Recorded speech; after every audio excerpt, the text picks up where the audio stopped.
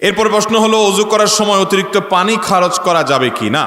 অজু করার সময় অতিরিক্ত পানি খরচ করা যাবে না। আমরা অনেকেই অজু করতে গিয়ে এই পাপটা, এই অপরাধটা, এই গুনাহটা করি। বিশেষ করে যারা শহুরে জীবনে ট্যাপে অজু করি, তারা এই ট্যাপে অজু করার সময় ট্যাপ ছেড়ে দিয়ে আমরা অজু করি।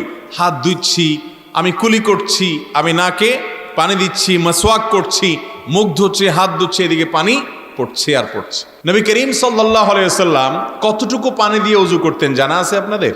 কতটুকু দিয়ে? ওলামা ইকরামের কাছ থেকে জেনে নেবেন।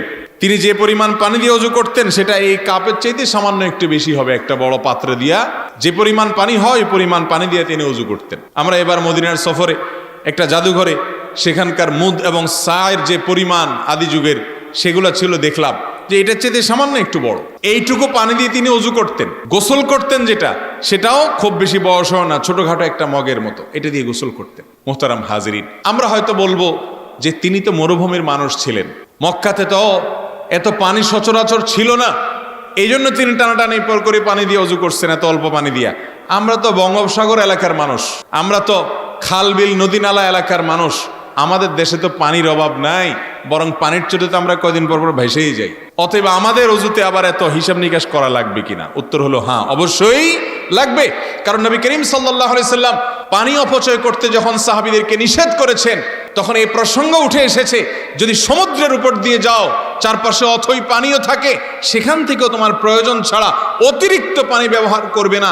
কারণ এর জন্য আল্লাহর কাছে জবাবদিহি করা, ওইটার জন্য যদি জবাবদিহি করা লাগে অজু করবেন, সেখানে অতিরিক্ত পানি ব্যবহার করেন, সেটার জন্য যদি জবাবদিহি করা লাগে, তাহলে ব্রাজিল আর্জেন্টিনার জন্য যে পতাকা বানাচ্ছেন হাজার হাজার টাকা খরচ করে, জার্সি বানাচ্ছেন, জার্সি কিনছেন, অপচয় করছেন বিনা প্রয়োজনে অর্থহীন ভাবে, এটার জন্য আল্লাহর কাছে হিসাব দেওয়া লাগবে কি লাগবে না? আল্লাহ তাআলা আমাদের বিবেকগুলোকে জাগ্রত করে দিন ভাইরা আমার। অতএব অজুতে পানি অপচয় করা যাবে। অজু কিভাবে করবেন? ট্যাপ ছেড়ে দিয়ে হাত ধুয়ে কুলির জন্য পানি নিয়ে হয় ঘন ঘন কুলি করে ফেলবেন, আমরা ট্যাপ বন্ধ করে একটু একটু করে নিয়ে ডান হাতে পানি নিয়ে কুলি করবেন, বাম হাতে ট্যাপ বন্ধ করে দিবেন, বারবার বন্ধ করবেন, চালাবেন। এবং মুখে পানি নেওয়ার জন্য পানি নিয়ে ট্যাপ বন্ধ করে তারপর ভালো করে ডলবেন। আবার হাতের জন্য ট্যাপ চালু করবেন। ট্যাপ একটু বেশি বেশি করে বন্ধ চালু করতে হবে, কিন্তু সরসর করে পানি পড়তে থাকবে, এদিকে আপনি ঘুষছেন, আপনি ডলছেন, এটি পানির অপচয়। আল্লাহ রাব্বুল আলামিন এই অপচয় আমাদের জন্য হালাল রাখেন নাই। ইমানদার এই পৃথিবীর প্রতিটি কাজ খুব বিচক্ষণতার সাথে বুঝে শুনে ঠান্ডা মাথায় করবে, প্রতিটি পদক্ষেপের জন্য খুব বিচক্ষণতার সাথে কাজ করবে, তাহলে ইমানদারের প্রত্যেকটা কাজ নেকামল হিসেবে গণ্য হবে। বেঈমান, যার ভিতর আল্লাহর প্রতি ঈমান নাই, যে আল্লাহর সামনে দাঁড়াতে হবে এ ব্যাপারে তার বিশ্বাস নাই, তার যা খুশিতে করতে পারে, কিন্তু ইমানদার তার সব কাজ হিসাব করে করবে। অতএব অজুতে পানি অপচয় করা যাবে। সবচেয়ে ভালো হয় যদি পারেন একটু মগে করে, বদনায় করে বসে অজু করেন, একটু একটু করে পানি ব্যবহার করেন। ভাইরা আমার, এই সময়টাতে এই কথাগুলো বড় বড় আমাদের কাছে বেখাপ্পা মনে হয়। বলে কি হুজুর, এত পানি আমরা উড়াই, এত নষ্ট করি, পানির ফোয়ারা বানায় আপনার সেখানে পানি দিয়া নাচন খেলা খেলে, বিভিন্ন রকমের তামাশা হয়, আর উনি বলে কিসের অজুতে পানি করতে, একটু হিসেব করে করার জন্য। ভাইরা আমার, যারা জান্নাতে যাবে এই মানুষগুলো সমাজের মূল স্রোতের বাইরে চলা অল্প সংখ্যক মানুষ। জান্নাতে কি বেশিরভাগ লোক যাবে না কম সংখ্যক লোক যাবে?